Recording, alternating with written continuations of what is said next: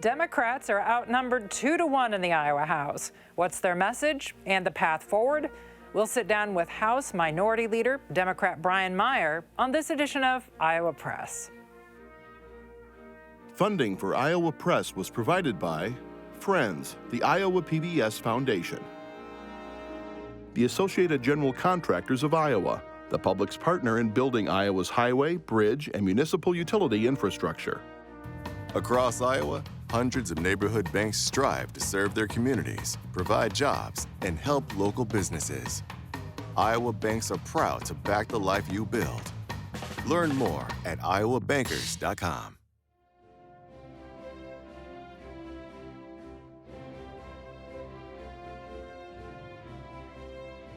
For decades, Iowa Press has brought you political leaders and newsmakers from across Iowa and beyond, celebrating more than 50 years on statewide Iowa PBS.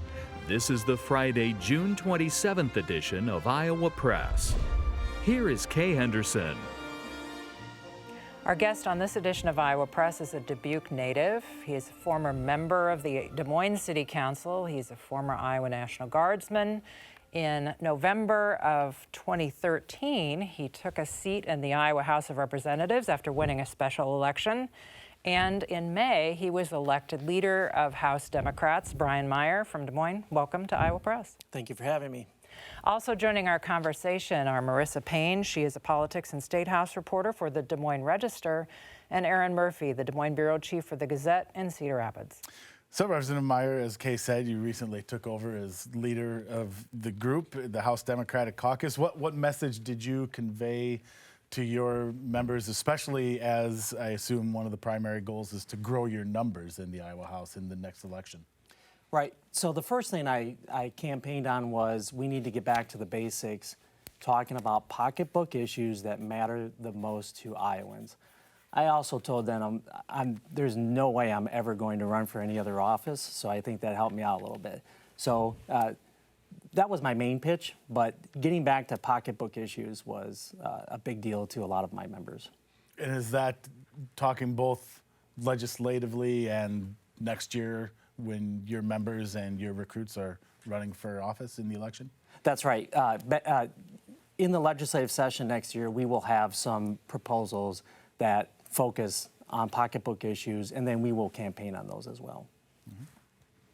Yeah, lawmakers passed a water quality bill in 2018 to address Iowa's water pollution issues, mostly stemming from agricultural runoff. Central Iowa Water Works recently implemented a lawn watering ban because of high nitrate levels in source water. So what does the legislature need to do to reduce nitrate levels so utilities aren't having to take these steps? There's more to do. Anything that we do has to be in partnership with farmers. We are an agricultural state. It has to be voluntary. We can do more, though, and maybe expanding these programs and looking at other ways to do buffer strips and other things to stop the nitrates and other pollutants before they get into the water. But again, we are an agricultural state. We need to be mindful of that, and everything has to be voluntary. And as you try to address these issues, how do you approach doing so without alienating the rural voters that you're trying to attract?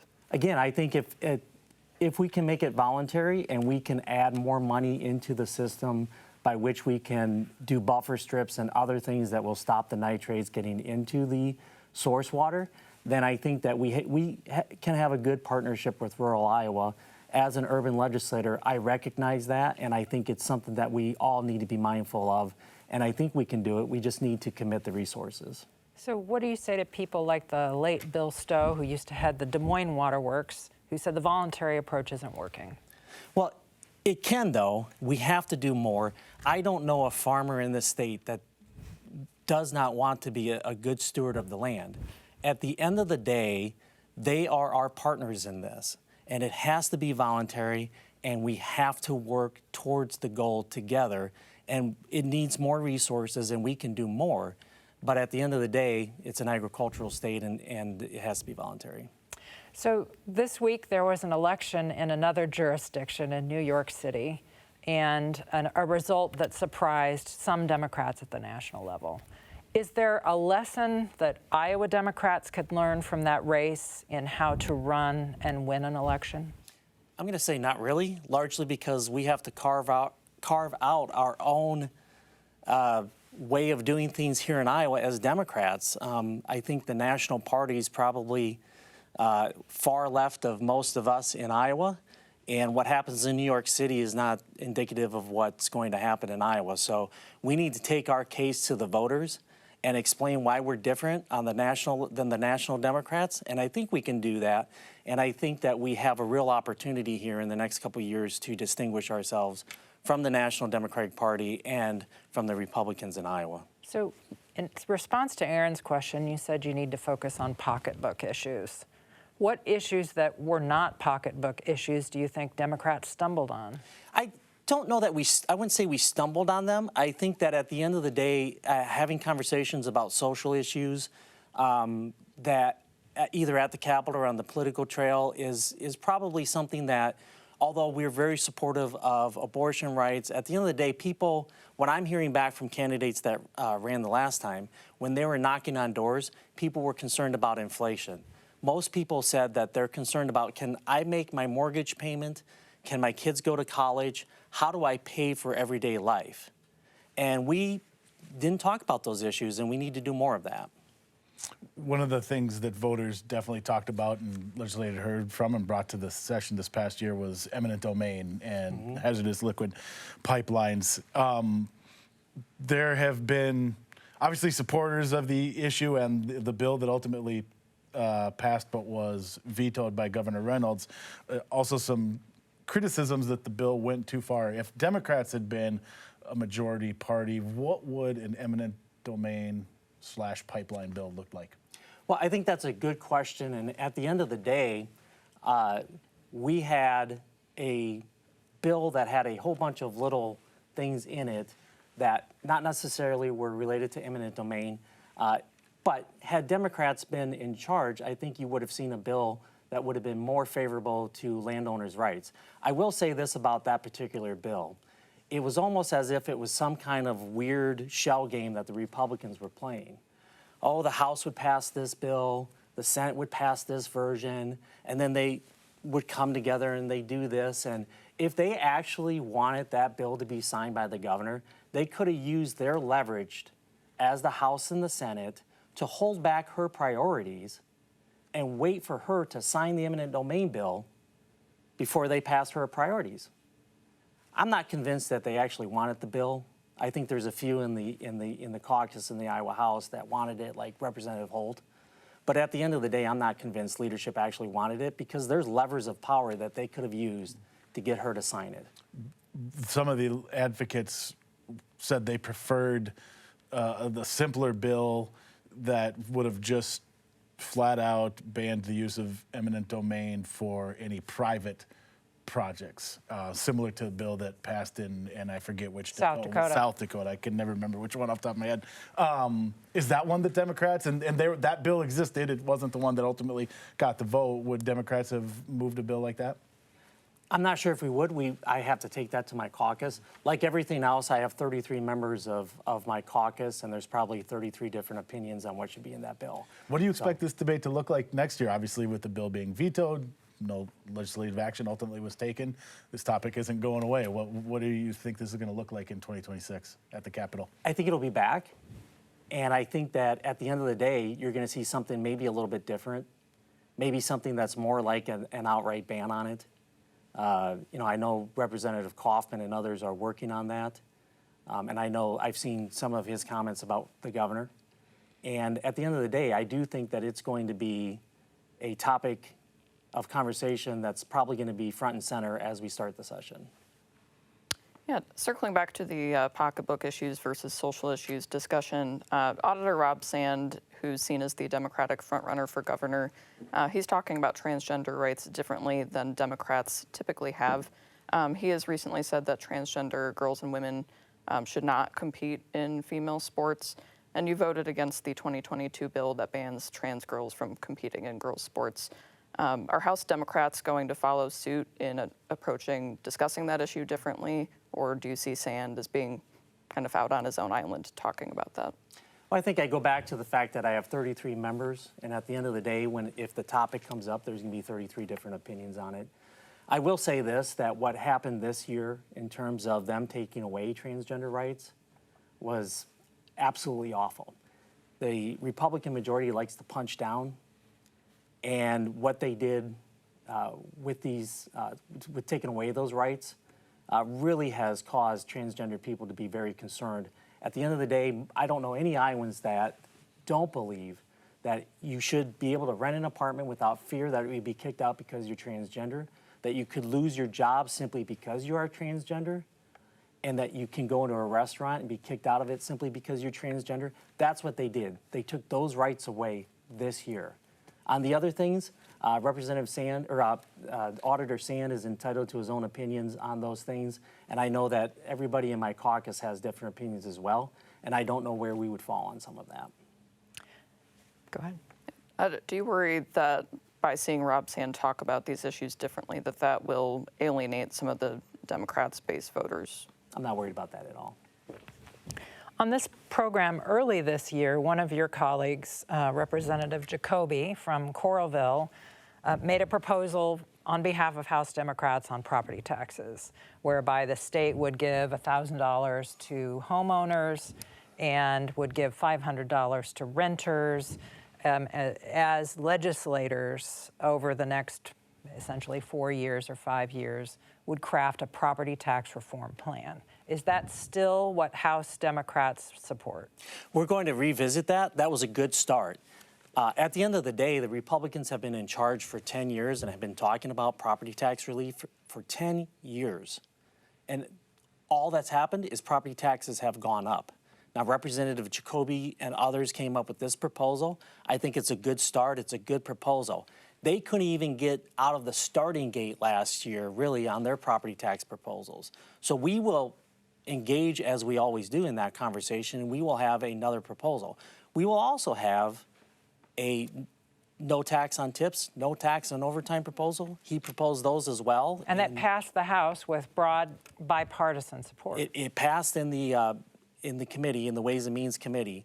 But at the end of the day, we will come back and we will have that conversation about middle class tax cuts and not tax cuts for the wealthy. And on this more broadly, you have Republicans who have been proposing getting rid of the income tax altogether, the state income tax, and now Senator Mike Booslow talking about eliminating the residential property tax altogether. I don't know that that's going to be the caucus's standpoint that we'll see a bill on that, but we have a prominent Senate Republican talking about that. Those are the kinds of messages that are going to sound great to a lot of Iowans and a lot of voters. How do Democrats approach that discussion? We have to balance the interests of the local governments with the interests of the property taxpayers with the state government.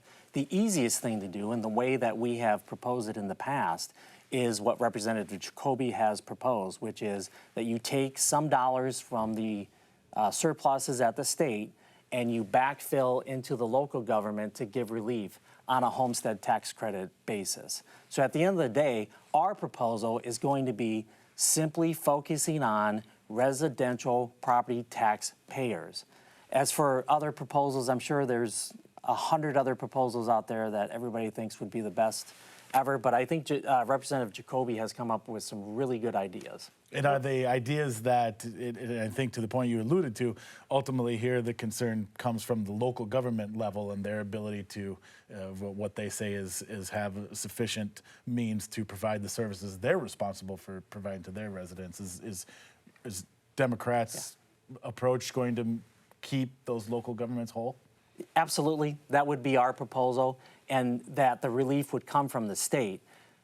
Local governments is where the rubber meets the road, and that's where services come from for the most part. At the end of the day, most interaction that people have with their government is on the local government standpoint, and we propose that we do no harm there, but at the same time that we backfill and take some dollars from the state and use that for property tax relief. And then, I'm sorry, is that sustainable then? Because that gets into the whole, are we using a one-time existing source of funds for something that you hope to be able to sustain long term?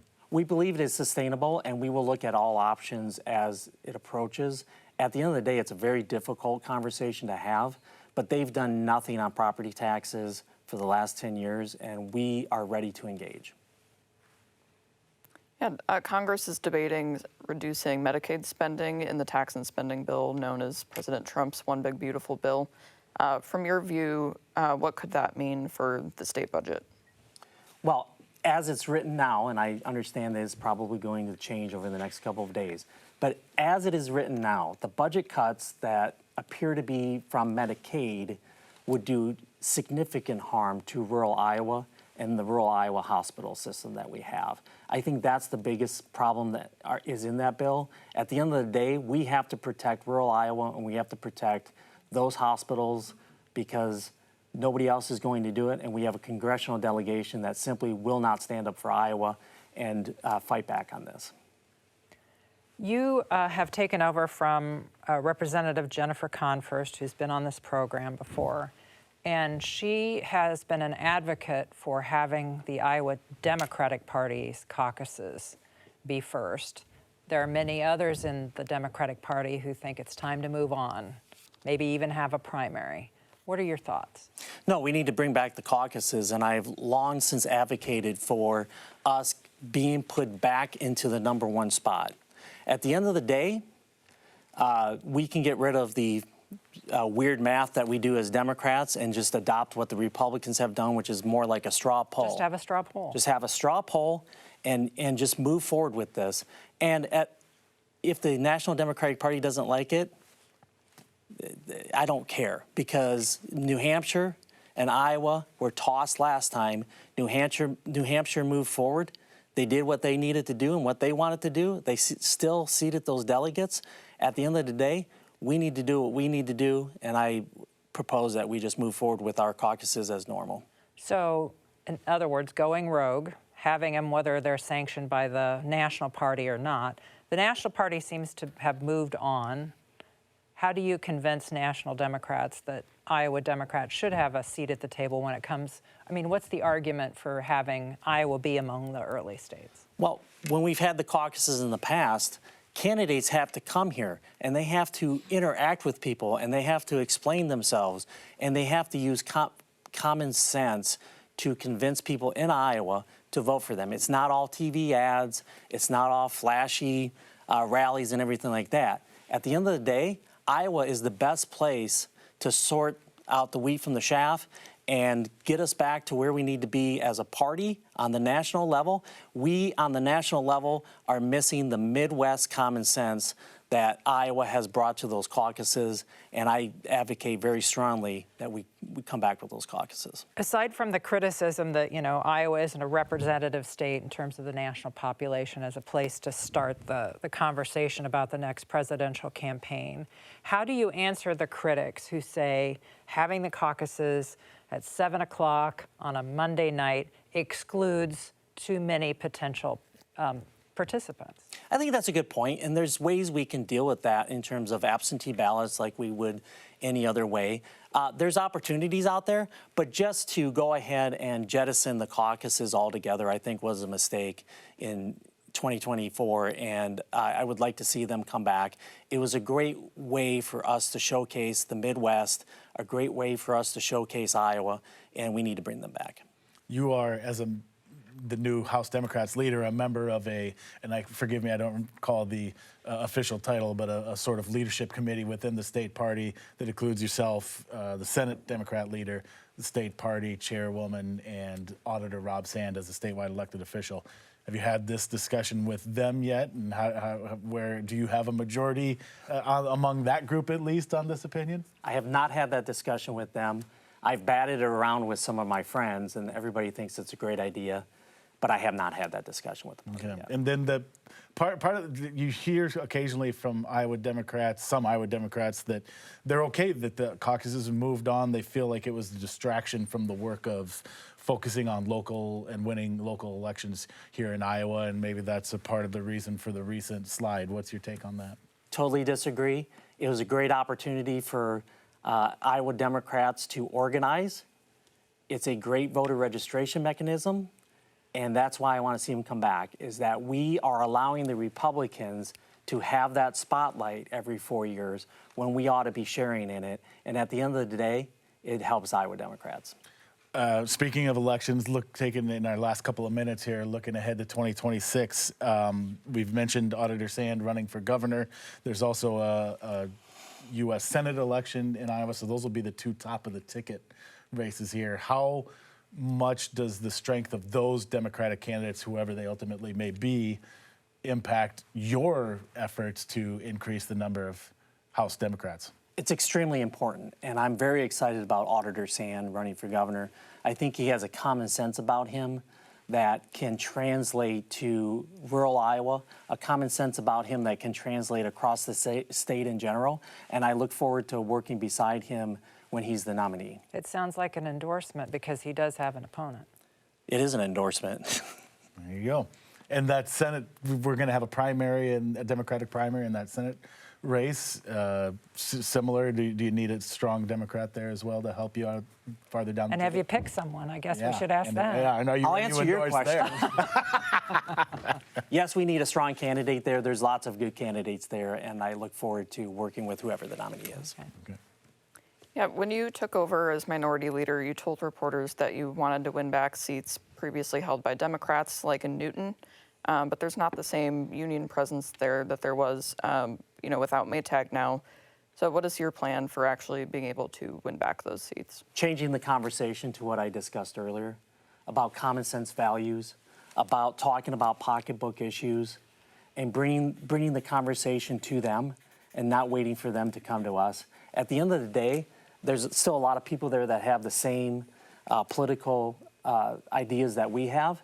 And I think largely that some of these smaller industrial towns like that have kind of gotten away from us.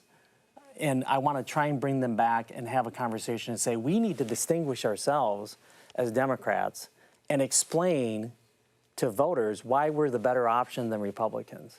How do you do that? And that's a good question, because we need to have these conversations on a one-on-one basis.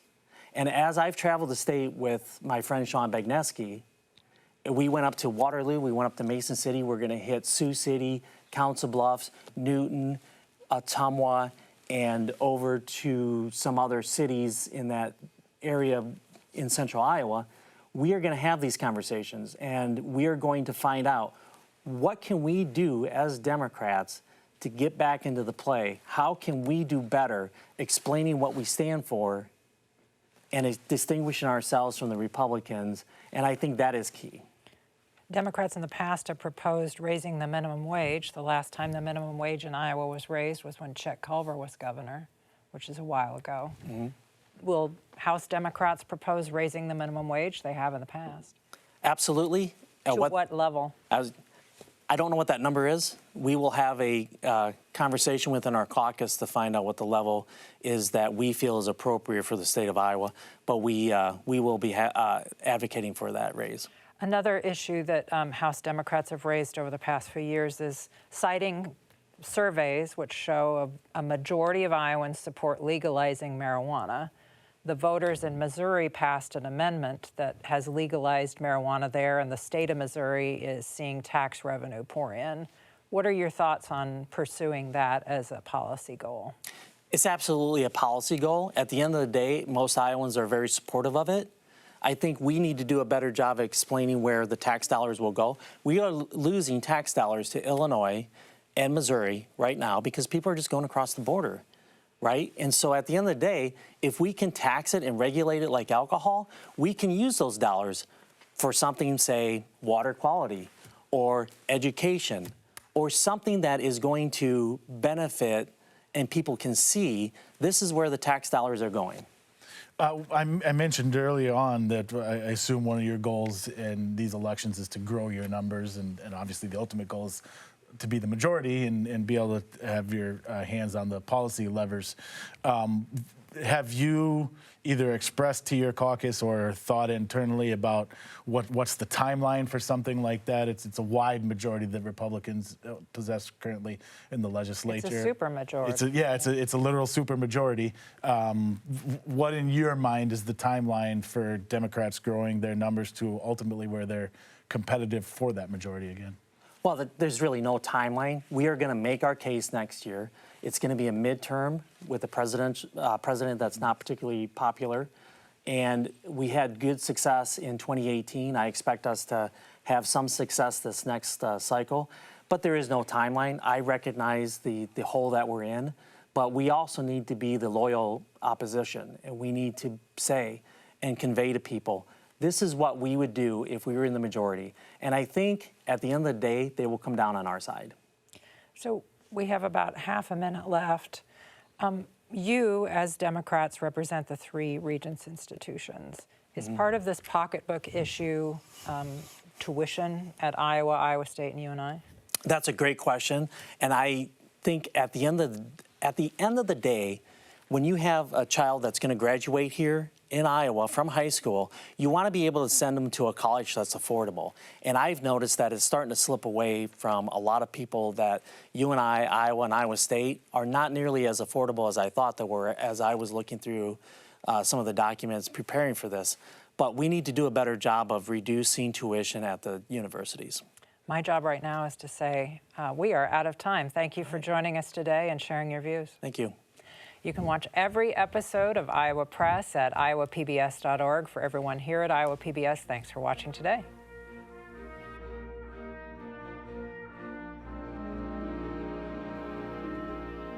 Funding for Iowa Press was provided by Friends, the Iowa PBS Foundation, the Associated General Contractors of Iowa, the public's partner in building Iowa's highway, bridge, and municipal utility infrastructure. Across Iowa, hundreds of neighborhood banks strive to serve their communities, provide jobs, and help local businesses. Iowa banks are proud to back the life you build. Learn more at iowabankers.com.